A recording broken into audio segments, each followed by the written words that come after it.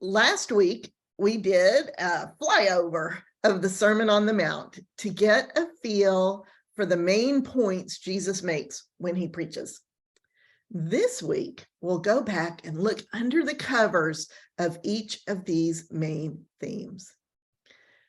Last week, we discovered that Jesus' overall main point is that we are the light of the world. We're like the eye of the body or the salt in the stew.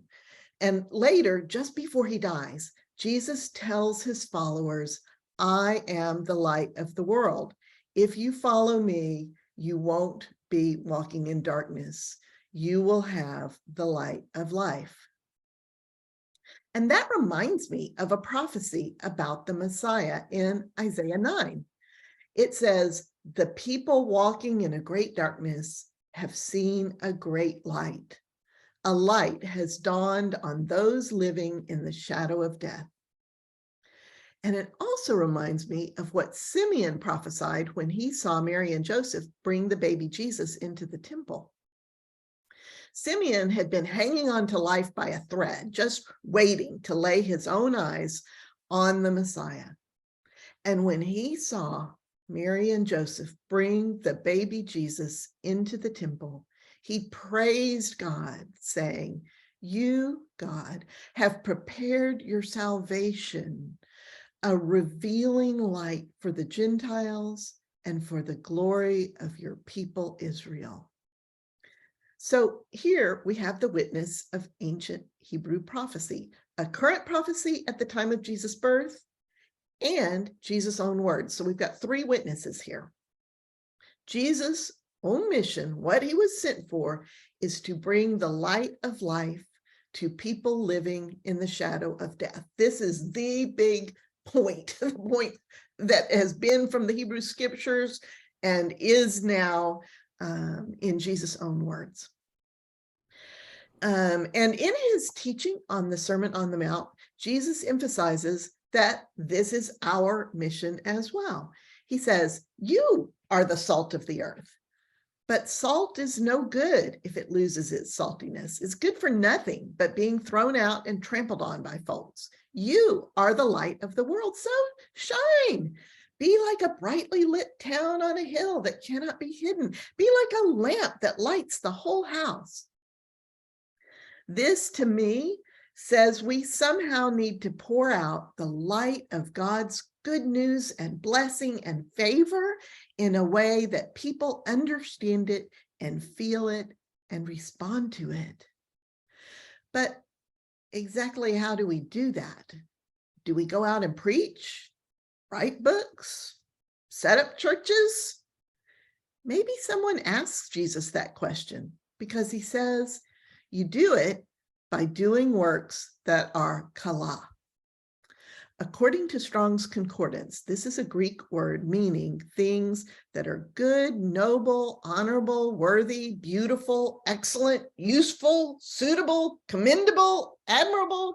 You get the idea, right? It's kind of a big group that conveys a strong message of kind of what kala sorts of works are. Notice how wholesome this list is. These are the works we are to do. Jesus doesn't say anything about great works or important works. He talks only about the type of work we do. All of these words fit beautifully with being a person in a state of humility, a person who lets God be God. We reflect God. We live in God's space. It's how we live that matters. Jesus is not talking about convincing people of a certain theology. Jesus says we should simply be exactly what we are, light and hope and goodness in a world of death. We are to share in this mission. Then a little later, Jesus explains why what we're doing matters. He compares the world to a body and calls us the eyes. He says, the eyes light the body. If the eyes are sound and healthy, then the whole body will be full of light. But if your eyes are evil, the whole body will follow. And if what should be light is actually darkness, what a terrible darkness that will be. So just right off the bat, I want to say this is not talking about physical eyes being good and blindness being evil. None of that. We're not doing ableism here. Jesus is speaking metaphorically. But what he's saying is that who we are and whether we bring goodness or evil into the world makes a vital difference to the whole world. And in the end, Jesus says, if you hear my words and actually do them, you will be like the wise man who builds his house on the rock, able to withstand any storm. But if you hear my words and ignore them, you will be like someone who built their house on sand, a house that falls with a great crash when the storms come. Our mission matters. Being light in a world of death is what Jesus has come to do. And this is how he tells us to follow him. He's very, very clear about this.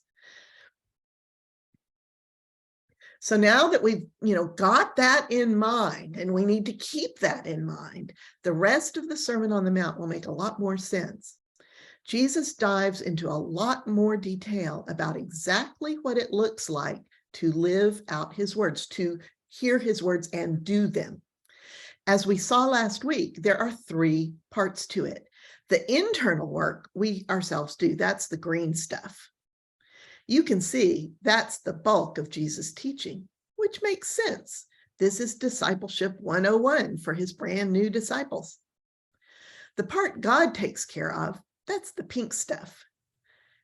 And how we treat others, that's the blue-purple stuff.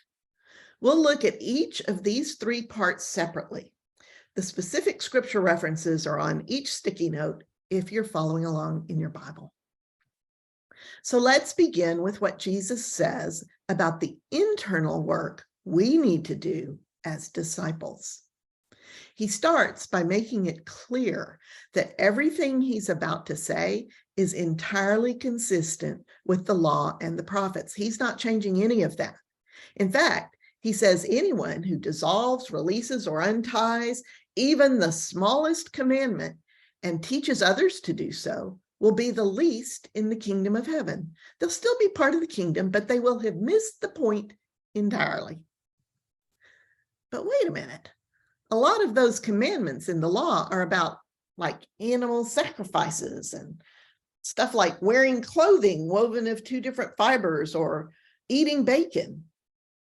Well, those commands seem to be tied to a particular people in a particular culture facing particular problems. I think few people today would believe we are breaking God's laws if we don't do daily animal sacrifices. Jesus has to be talking about the law in a broader, deeper sense, in some way that would transcend culture and time. I think he's talking about the deeper, broader, more foundational commands found throughout the law, commands about how we are to relate to each other and to God. I also think it is significant that Jesus doesn't specifically say the law of Moses here. He says this is about fulfilling all of the law and the prophets. That's a blanket statement covering all of the promises of God and all of the entreaties of God to his wayward people. And if you remember, the law was about righteousness, a concept meaning fulfilling relationships well and acting justly. And what God was most concerned about in the prophets was justice and mercy and hospitality and humility. Those were the huge recurring themes running through every story, every law, and the words of every prophet. Jesus says, unless our righteousness, and this word literally means justice in Greek, unless our righteousness exceeds that of the scribes and Pharisees, we will not enter the kingdom of heaven. And this makes sense. For one thing, the bar of being more just than the scribes and Pharisees is a pretty low bar. But it also makes sense that if we cannot act justly towards each other, then we will have completely missed the point. I don't think Jesus is saying that someone is going to bar the door. I think he's saying we will miss the kingdom of heaven. It will be right there in front of us, all around us, and we won't be able to find our way into it because we are absorbed in taking advantage of other people, and we are determined to build up our own earthly power and comfort. That's how we miss the kingdom. Notice that Jesus is not talking about heaven and hell here. This whole sermon is about how to live in the here and now. It's about how to enter into the kingdom now. God's kingdom is here. We are part of it, and its inhabitants and workers are characterized by justice. God's consistent, reiterated commands throughout the entire Hebrew Bible, including the prophets, were that we are to be merciful and compassionate, just and generous, and to be humble and not arrogant, to give all power and glory over to God and not gather it to ourselves. This then must be what Jesus is talking about here when he says we must fulfill the quote law and the prophets. This is what we must do and what we must teach others to do. This is how we enter the kingdom of heaven now. Next, Jesus says we must deal with our own junk, especially our anger and our lust. He starts out by saying, you already know the command, do not murder. Anyone who commits murder is subject to judgment. Now, Jesus isn't talking about judgment by God here. He's talking to the people about regular trial and judgment for murder in a human court by a human judge. Jesus takes this common knowledge and takes it a step further. He says, the same goes for anyone who is angry with a brother or sister or calls them a derogatory name. They're liable to the Sanhedrin, which is the Jewish court. The Sanhedrin in Jewish eyes would be a step above the regular secular court. So notice how this teaching is rooted in human courts and human justice. Apparently, during this time, you could get hauled in front of the Sanhedrin if you called someone derogatory names. But now Jesus takes what everybody knows to be the case. He takes it one step further. This time, he addresses how such behavior affects our usefulness in his mission. This is all in the context of us remaining useful in our mission of being the salt of the earth and light of the world. He's illustrating his main point here. Jesus says, if you call someone you fool, you will be in danger of the fire of Gehenna. So this is like the one step forward that Jesus is taking with, what everybody knows about human courts and the Sanhedrin. He says, if you call someone fool, you'll be in danger of the fire of Gehenna. So what on earth is Gehenna? Well, to answer that, we need to look at a map. Here's a schematic of Jerusalem. It's not great quality, and I apologize for the blurriness, but here's the temple. And just south of the city walls is the valley where everyone throws their trash. It's called the Valley of Hinnom. You can see that written there on the map. In Greek, the name of the valley is Gehenna. It stinks, and there are trash fires burning all the time. Everyone Jesus is talking to knows where Gehenna is and what Gehenna is. It's the trash dump. So when Jesus says, if you go around angry at people and calling them names, you will be in danger of the fire of Gehenna, he's saying you'll be in danger of being utterly useless to everyone, good for nothing except the common trash heap. And that should be ringing bells for you. Jesus just finished saying that we are intended to be like salt. And if we lose our saltiness, we are good for nothing but being thrown out. In neither place is Jesus talking about heaven and hell. When he talks about Gehenna, he's talking about the difference between useful or not. When he talks about throwing out the salt, he's talking about a housewife throwing useless salt out on the ground because it is no good anymore in her cooking. He's giving an illustration of what it means to be the salt of the earth and the light of the world or not. Of course, it means we don't murder people, but it's much more than that. It means we are not angry, vicious, hurtful people who lash out at others. Because if that's who we are, then we are worthless as far as being good news to anyone. We are as useless and burdensome as a piece of trash. So if your Bible has translated the word Gehenna as hell here, you will have missed the whole point of Jesus' illustration. Translating that word as hell is, in my very strong opinion, a complete misrepresentation of what Jesus is saying. Using hell here is, in my opinion, due to centuries of theological agendas and power plays.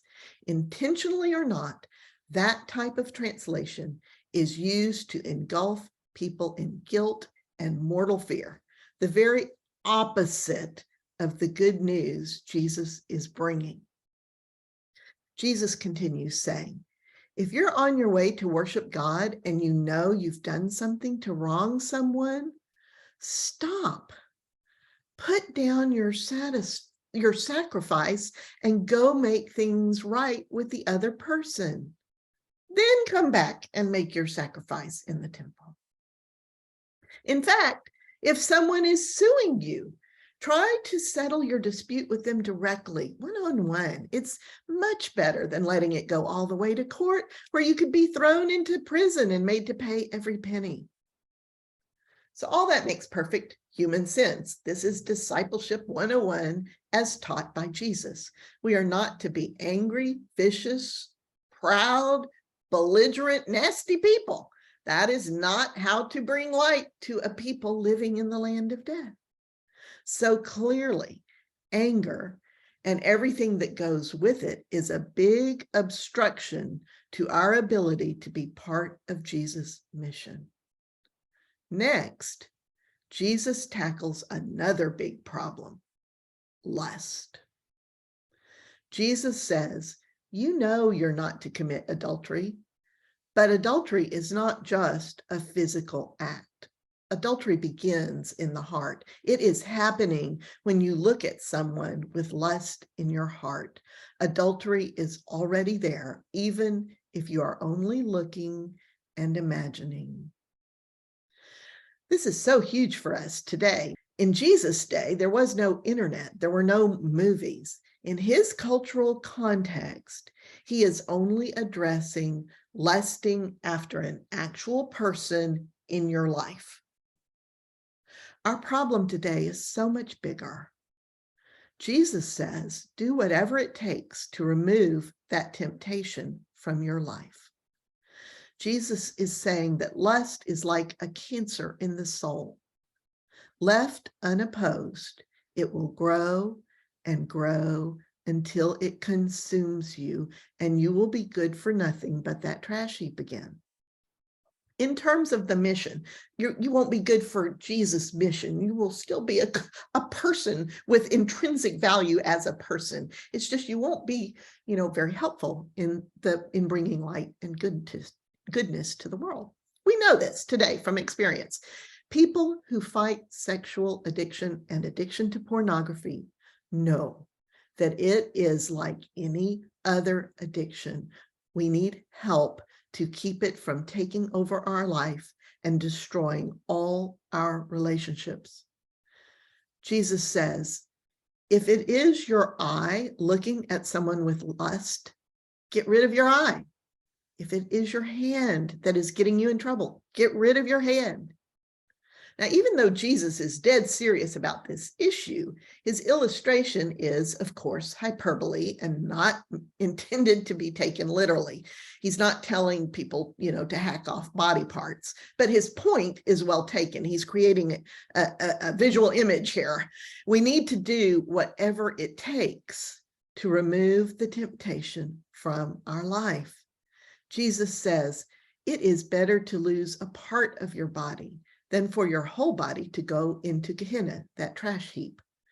In modern terms, we might say it's better to turn off your internet service entirely than to let those tempting links take over your life and destroy your relationships, your job, and even your identity.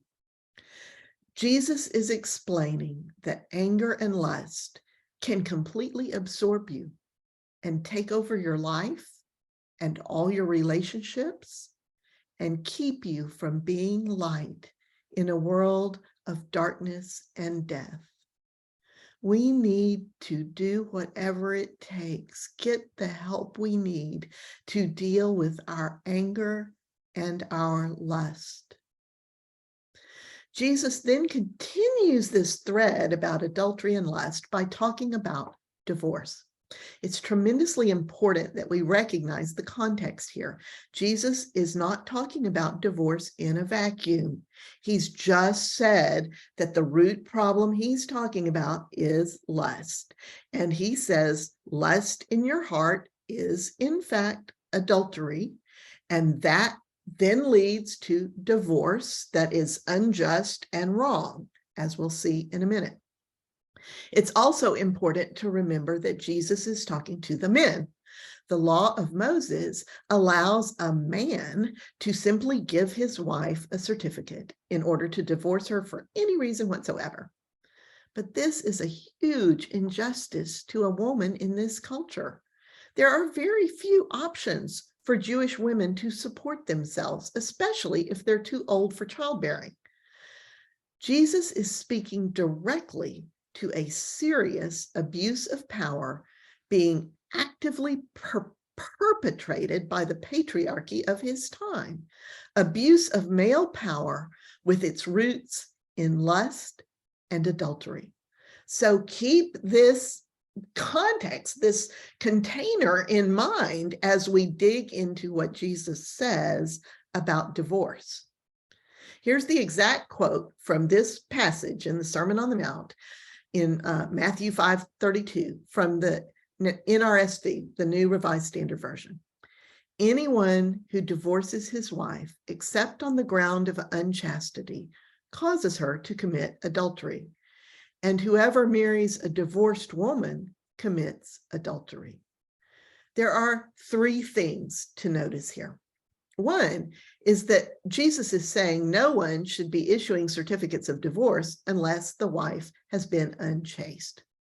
Now, this English word unchaste doesn't quite capture the actual Greek word porneia. Yeah, as in porn. The Greek word itself here means prostitution and rampant promiscuity of a married woman.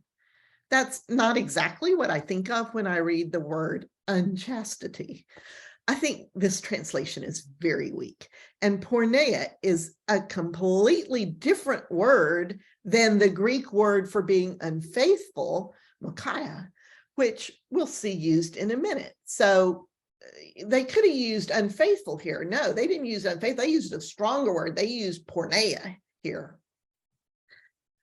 The second part to notice is that divorcing your wife causes her to commit adultery.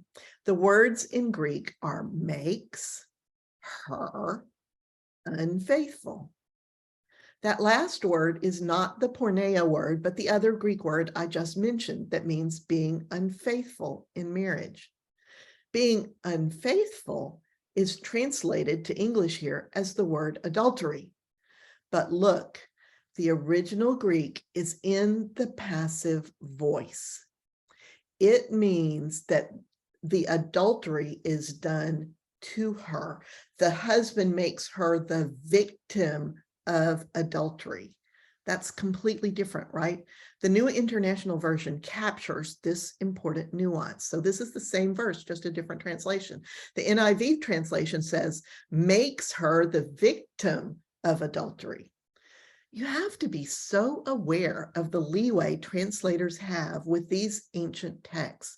If a passage doesn't ring true within your soul, check other translations.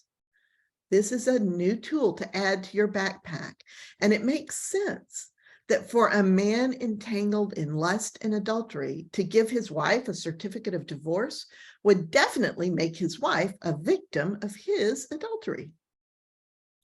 Overall, the NIV seems to be getting closer to the sense of the Greek, so let's use that version for now.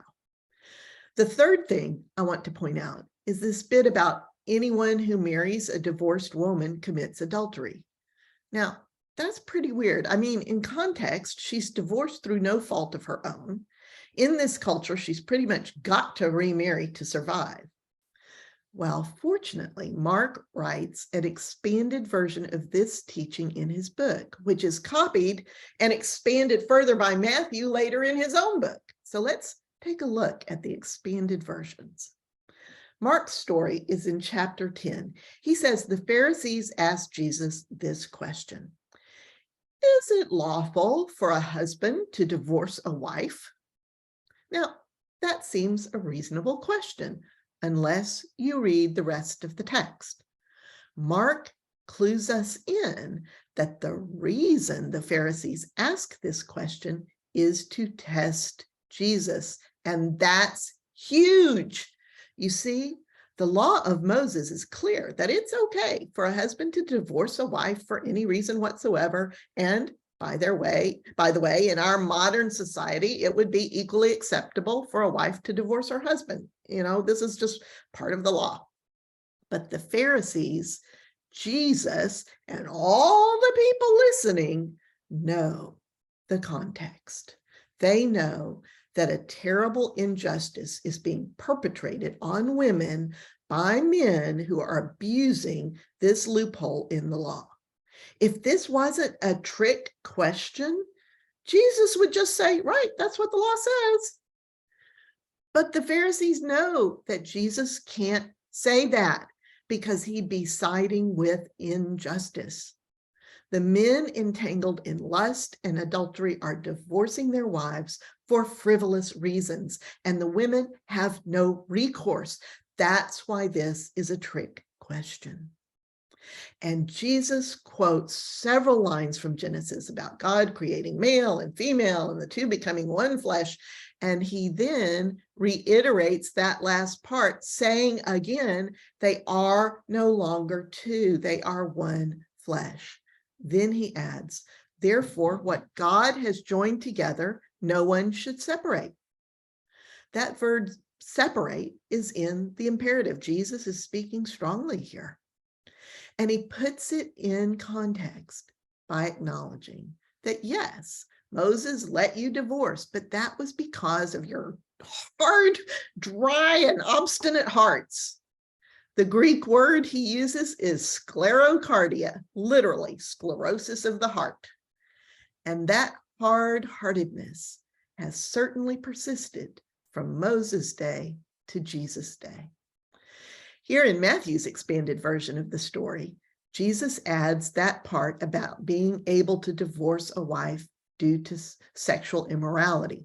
We already saw in the shorter version in the Sermon on the Mount, we looked at the wording here, and it is the exact same Greek word in both places, the word porneia. The word is translated differently even within these two verses in Matthew that are, one's from Matthew 5, one's from Matthew 19. It's translated differently within the NIV version, calling porneia sexual immorality in one place and marital unfaithfulness in another. Whereas the underlying meaning of the Greek word is prostitution and rampant promiscuity. That would be a reason for divorce by any reasonable standard. But that egregious sexual harm towards the marriage is not quite coming across in, these English translations. In this expanded version of the story in chapter 19, Matthew leaves out the part about the wife being a victim of her husband's adultery. And instead of the man committing adultery by marrying a divorced woman, he says the adultery occurs when the man divorces his wife and then marries anybody. Mark has even another variation on this exact same teaching, and his version of the story also says the adultery happens when the man marries any other woman. In Mark's version, Jesus adds that if the wife divorces her husband and marries another man, she commits adultery. Wait a minute. That's strange because, first of all, in the time of Jesus, although Greek and Roman women could initiate a divorce, Jesus is speaking to Jews here. And a Jewish woman could not divorce her husband unless she could convince a male relative to initiate the suit on her behalf. She had no standing in court. So that would be really rare. So wives divorcing their husbands cannot possibly be a widespread problem nor causing egregious injustice in the Jewish society as a whole. This little addition is just not consistent with any of the other passages, nor with the context and culture surrounding Jesus' remarks. So I personally think Mark's version of this teaching is the least likely to be accurate here. It's confusing, right? We have three different versions of the same teaching, and you can harmonize these or not as you wish. I've given you the tools. I've given you the context, the culture, the Greek, the comparisons. And now I'll tell you what I personally think. First, I take a hard pass on Mark's version for the reasons I just explained. And that leaves the two passages in Matthew. For me, in the context of Jesus' teaching on lust and adultery that set this all up, and in light of the Pharisees, using a trick question that references a practice in their society that was unjust to the wife, I personally think the best reading would be a blend of Matthew 5 and 19 that would say, I tell you, that anyone who divorces his wife, except for prostitution and rampant promiscuity, and marries another woman, commits adultery. This rendering would make complete sense in view of the problem of unjust divorce that is tearing the fabric of Jewish society in Jesus' time. Jesus is saying you cannot divorce your wife because you are lusting after another woman. The fact that you give your wife a certificate of divorce and are no longer legally married, at least on paper, does not erase the fact that your motivation was lust, and therefore your actions are just as adulterous as if you had remained married and had an affair. It's so important to understand this context. Jesus is talking about what is going on in the heart. That is the whole premise of this part of the Sermon on the Mount. So don't take this verse out of context and apply it in situations where an injustice is not occurring. Jesus is speaking to a particular problem at a particular time, and he's focusing on the underlying injustice being perpetrated. That needs to be our guiding star too. Our takeaway is there an injustice happening? That's when divorce is wrong. Later, back at the house, the disciples ask Jesus about this and say, if you really mean that, then it would be better not to marry at all. They probably said something about it being better just to be eunuchs, because Jesus answers saying, well, not everyone can hold space for this word, only those it is given to. Some people are born eunuchs, some people are made into eunuchs by other men, others can make themselves eunuchs for the sake of the kingdom of heaven. Let the one who can hold space for this word hold it. The disciples seem to think it's hopeless to expect men not to have affairs. I think I've heard that rationale even in modern times, right? And Jesus seems to recognize that not everyone is able to stay faithful. And that's why Moses gave them divorce in the first place. But it seems to me that Jesus is saying, yeah, men certainly could choose to be eunuchs, but choosing to never marry isn't actually going to solve the underlying problem of lust. Some people are celibate by choice and some are born that way. But whether you are married or not, you are still going to have to deal with your issues of lust. Whew. Jesus doesn't pull any punches, does he? No wiggle room here. We need to deal with our junk, not everybody else's, ours, our anger and lust especially. This is critical, and we'll never be able to be the salt of the earth or the light of the world otherwise. Anger and lust do not bring good news to the world. And so in today's breakout session, your group can choose to think about the heart qualities that lead to being useful in Jesus' mission or lead to being useless and good only for the trash heap in terms of the mission, advancing the mission. Or you can skip to the bottom of the page and talk about divorce instead. It is completely your choice, as always, to talk within your group about what interests you. Hey there. So what did y'all end up talking about? Stuff. Mostly divorce. Divorced. Divorce? Okay, talk to me about that. Shirley, did you want to share? My ex now had been married before, and he when we got married, our pastor, I was in an independent, fundamental, King James only, thank you very much.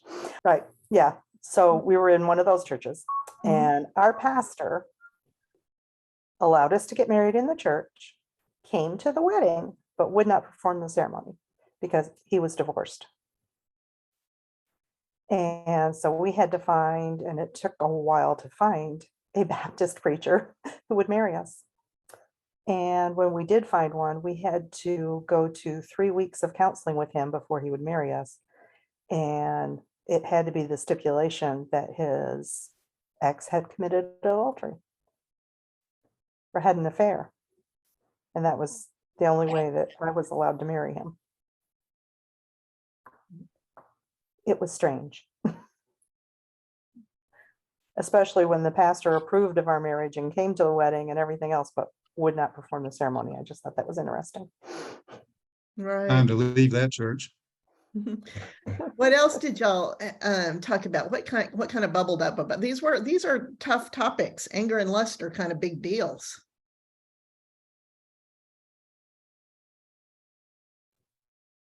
I didn't say anything, but I guess I have a lot of anger left towards my first wife. She went back to court and is extorted $400 a month for the rest of her life as alimony.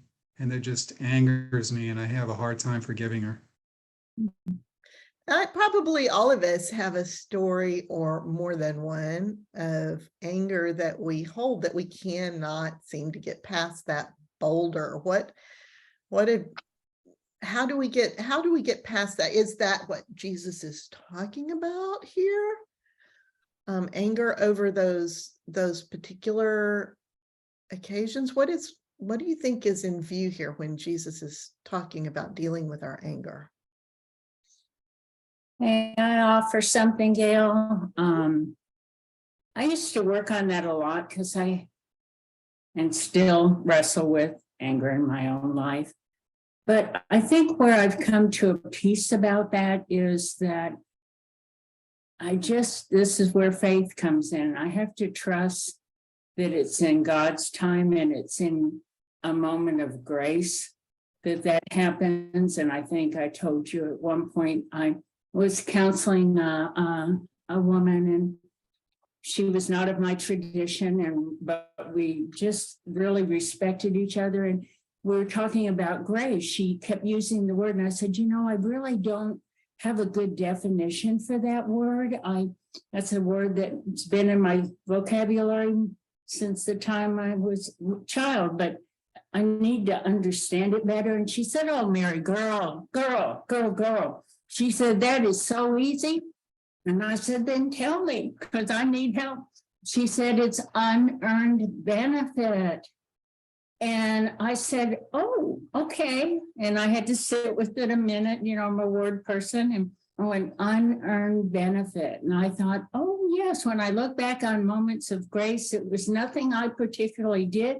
It was in that, in my parlance, it was when God was present, when the Christ was present, when I didn't always have control over it, And I'll give a concrete example. When I was 18, this is not coming from victimhood. Please don't hear it this way. It's just part of the story. I was raped and beaten as a young woman at 18.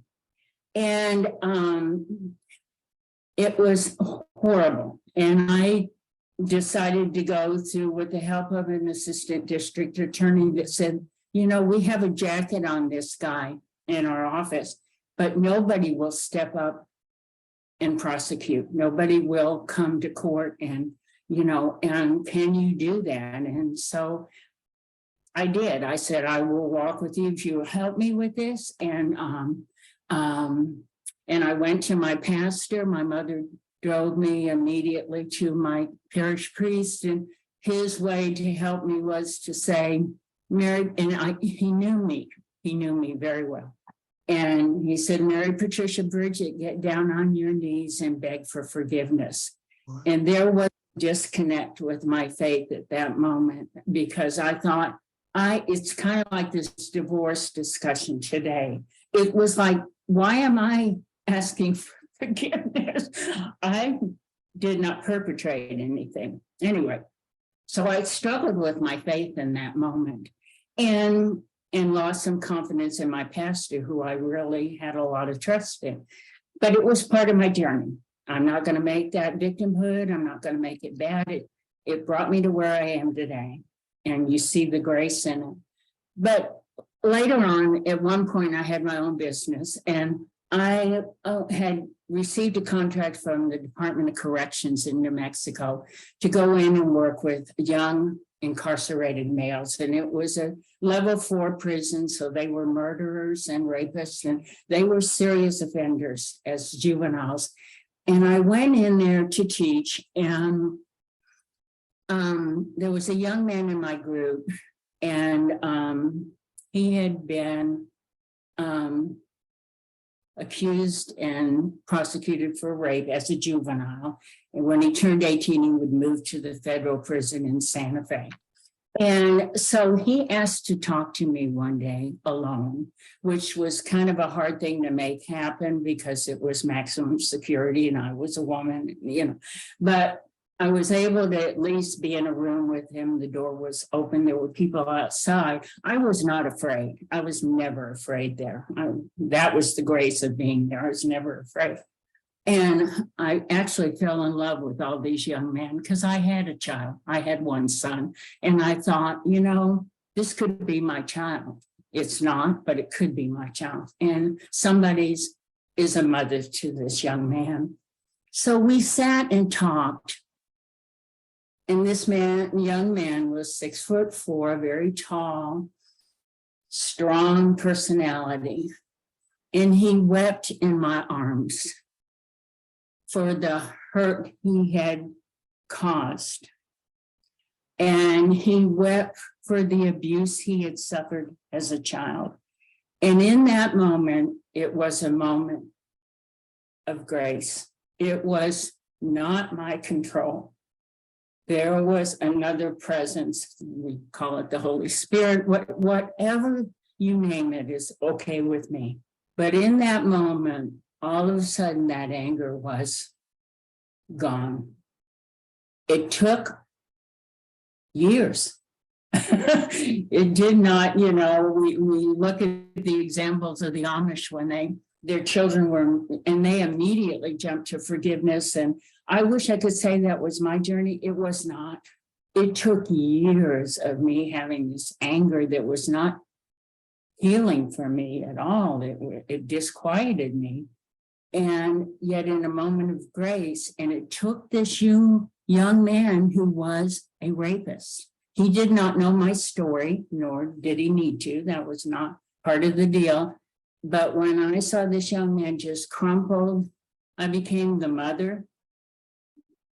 You know, I hope at some point in his life he had a mother that wrapped arms around him and forgave him. And but there's a book I love and I recommend it all the time, The Wounded Healer by Henry Nouwen. And as we reach out to heal, I truly believe we are healed. So, Brian, thank you for your honesty about the anger that you hold. I think we're human, and this topic today is so relevant. Boy, when I look at the situation at the border and the politics, and it brings up anger. It's part of, I won't digress into lust because that never happens with me.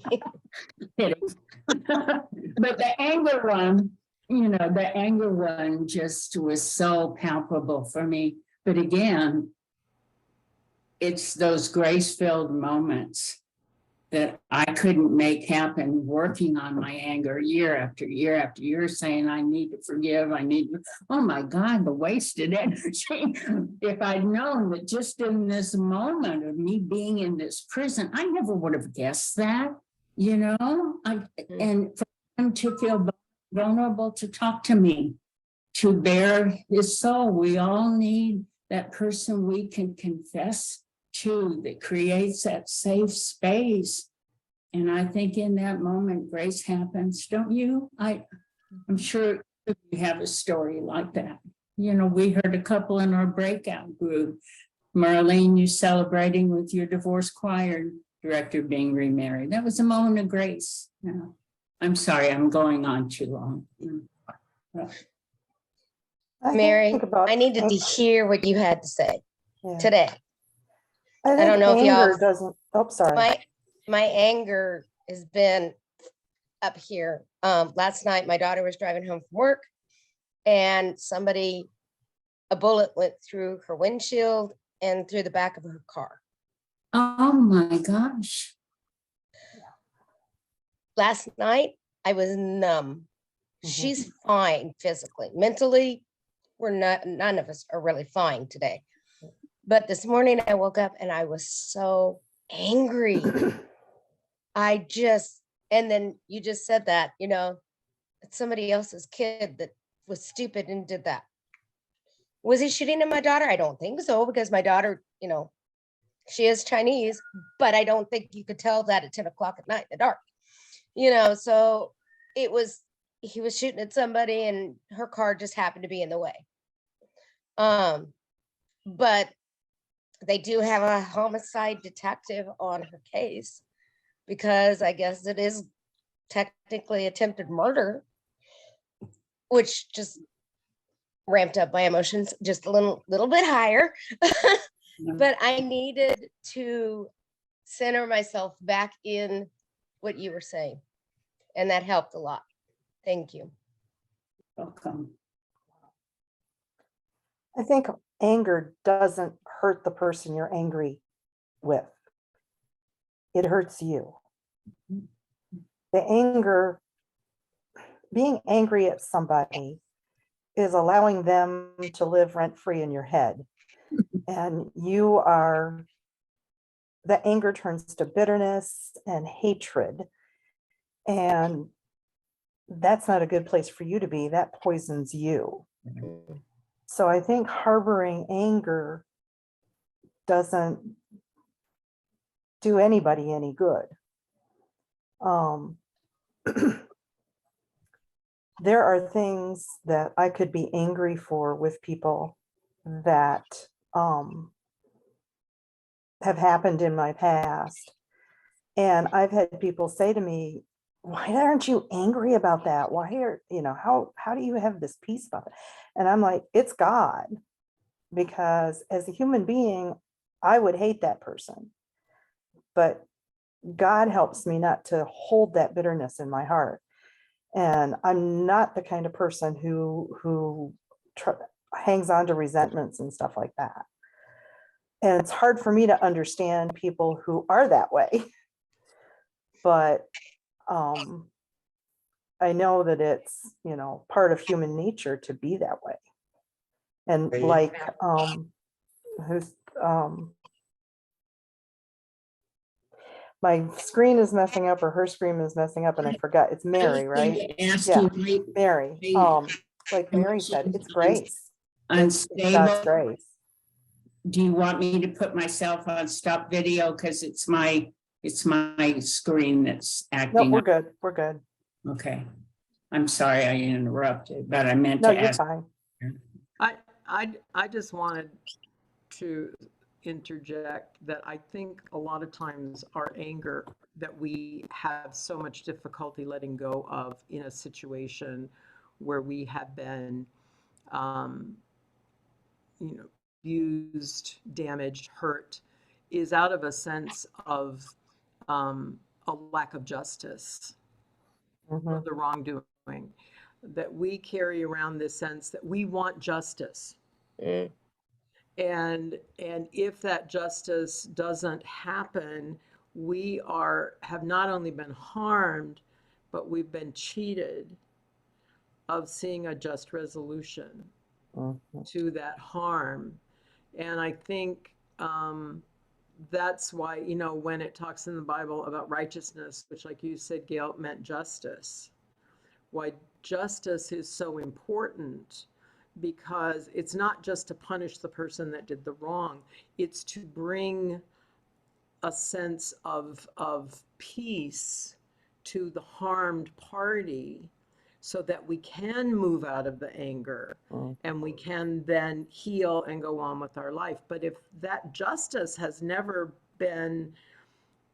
happened, or does not feel to us like there has been justice, then we don't have any place to put the hurt, and the hurt becomes anger, and then it just sits with us and it smolders in us until something happens that helps us to release that.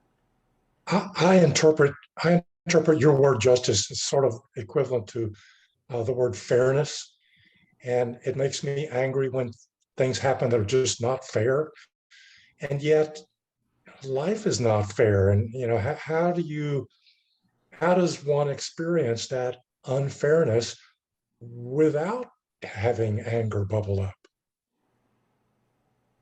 I would say this, and Woody, I so appreciate what you just said, and Marlene, at my age, there's still a piece that's not resolved, because after all that happened, I left my faith for a while because I had a transactional God. I was a child. I was 18. I had not deepened my walk. I had not deepened my journey. And so I said, I'm a good Catholic girl. I've done everything right, and without being too vulnerable. But, in our tradition, you saved yourself for marriage. That was a gift you brought into your marriage, and God was present. There were 3 of you there, and as a Catholic girl, that's what I believed in. I thought that's beautiful. It made so much sense to me at 18. And I thought, I did all the right things. I told Joe to go away when I thought Joe was pretty hot, Why did this happen? And a nun helped me with that. She said, you had a transactional God at that point in your development, Mary. You do this, he does this. You do this. It was even a he in those days, that's all changed.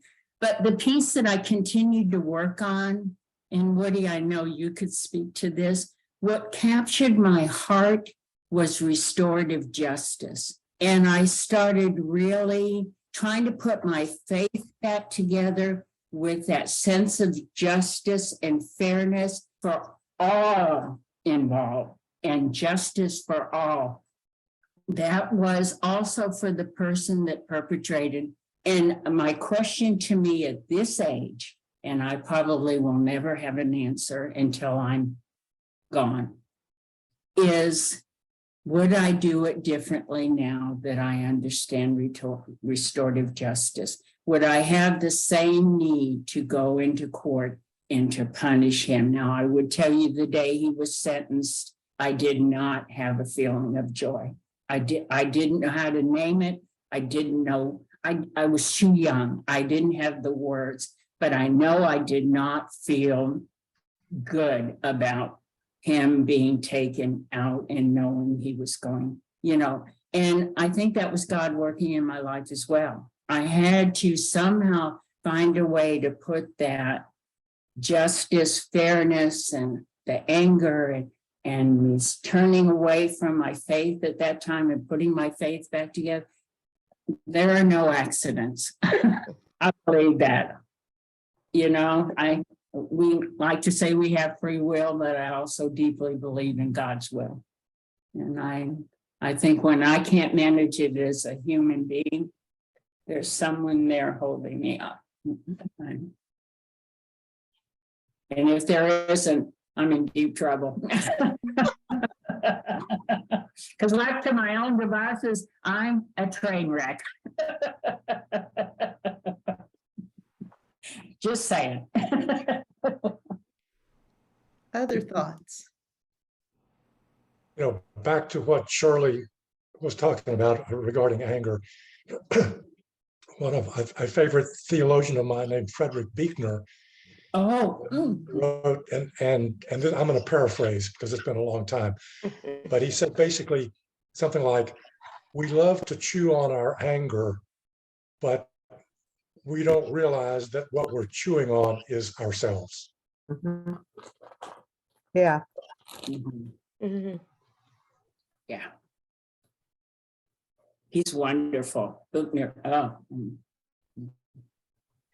Another good one to read if you all need new books.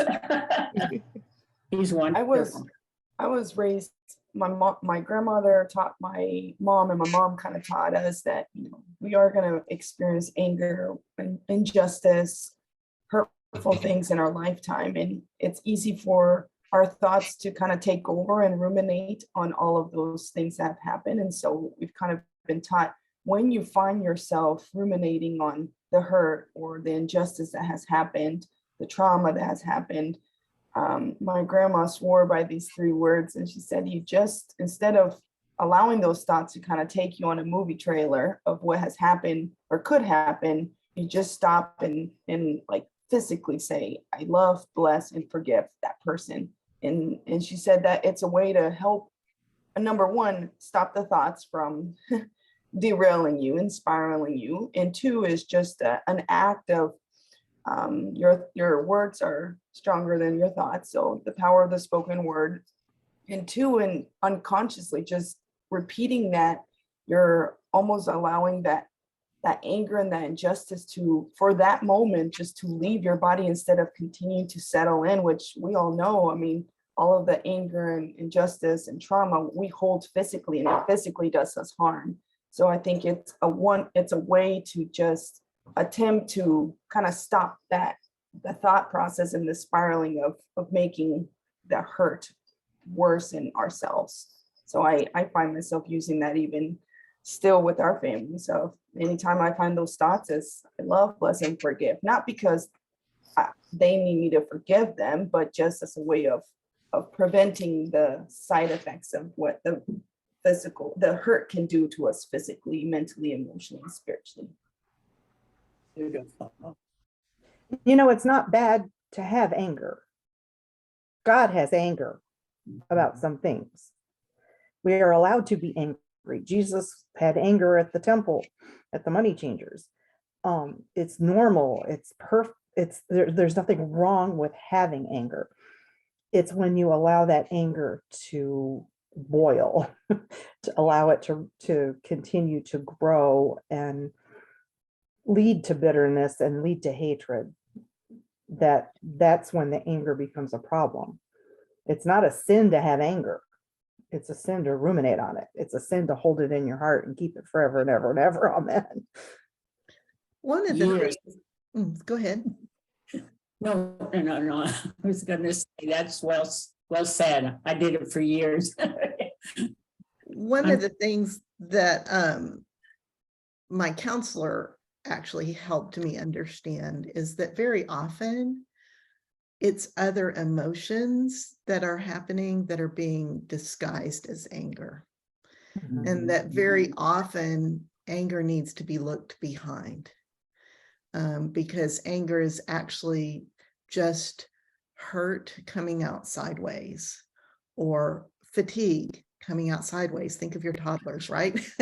Anger can be lots and lots of other, it's fear coming out sideways. So don't, my understanding how I cope with anger, and I come from a family of origin where anger was rampant in an authoritarian and in the way both parents dealt with us and spoke to each other. And it was just, anger is the soup I was boiled in. And it's still, anger and judgment still come out and cause me problems, because I'll write an email and it'll, have a phrase in there that everybody else in the world can see as a problem. And I didn't see it was a problem. That was just normal reaction for me, so I think that, like Mary says, like several of you have said, this is Brian, that this is like a lifelong struggle, because we're dealing with a kind of an octopus here, that a shape-shifting sort of thing. And I loved, I think you said, Mary, that after that moment of grace, you looked back and thought about all those years of work on anger and what basically a waste it was, because what was really needed was that moment of grace.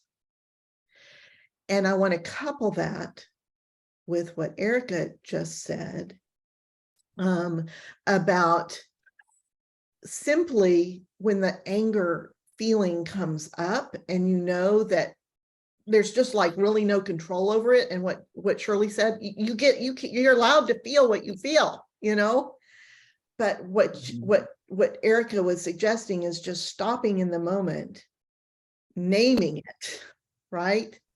And then doing whatever your intervention is. She has words that she uses. Other people will have a 5-minute distraction that they use, whatever it is to make, you're making a choice in that moment, not to let that door open, okay? And let the anger enter it. And sometimes you're making that choice 50,000 times a minute, right, Renee? There are seasons in your life where you're having to make that choice. It seems like in every second of every day, but that goes, it's like grief, there is an immediacy when the hurt is great, especially when anger is covering a hurt or a fear, where it is very intense. You feel like you're never going to get out of this, and you're just going to have to kill somebody in order to, get rid of all this emotion that's inside of you, and that tails off over time. But I also, so just be consistent, be faithful is all I'm saying. And the other thing is that Mary's description of what happened, the thing that changed this for her, was that instant where Christ held her and that young man together. And in that instant, all things were set right on both sides. Justice is not about punishment, which is why you felt empty, right, at the sentencing. Justice is when it's set right, when the tears are wiped away by love on both sides. So I want to distinguish quickly between being angry over an incident or a pattern of incidents, or being angry at a person because they consistently do these things, is different, I think, than being an angry person who spews anger into the world. Does that make sense? And I think what Jesus is getting to is not to dump a load of guilt on us for feeling anger over things that happen to us. What Jesus is getting to is don't be that angry person in need who has need of control and need of power and need of manipulation and need to, but then with the need to punish others. Marlene, you've got your hand up. Yeah, I was just, I had this sort of connection in my head of both the conversations that we were having today about lust and anger. That so often I think we have tended to look at it on a much more surface level, like you're saying, being angry about something, or even feeling a sexual attraction to someone who is not our spouse. It's like we're so often the conversation is those feelings are wrong. But what Jesus is talking about is a much deeper thing, is what happens when you have that feeling and you nurse it and you nurture it and you feed it and you let it take over your life. And then it becomes a destructive force rather than a natural sort of just physical or emotional response to a situation or a person. And so when Jesus is talking about how we need to be the salt of the earth and the light of the world and to deal with our lust and our anger, it's not this surface stuff.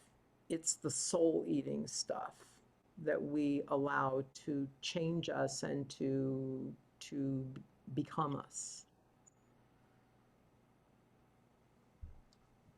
And Well said. that is beautiful. Really everything y'all have said is beautiful. This is real stuff we all wrestle with all the time.